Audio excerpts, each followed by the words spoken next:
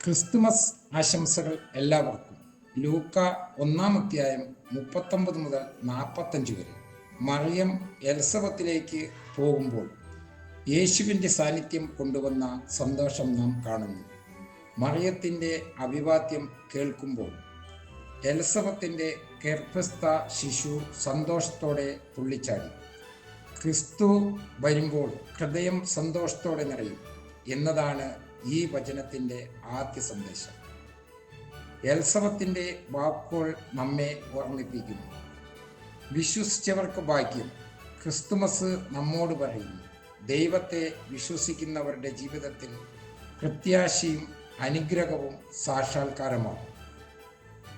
മറിയത്തിൻ്റെ സന്ദർശനം നമ്മെ പഠിപ്പിക്കുന്നത് ക്രിസ്തുമസ് സ്നേഹവും പ്രോത്സാഹനവും പങ്കുവയ്ക്കുന്ന ഒരു യാത്ര എന്നതാണ്. നമ്മുടെ സാന്നിധ്യം മറ്റൊരാളുടെ ഹൃദയത്തിൽ പ്രകാശമാകട്ടെ.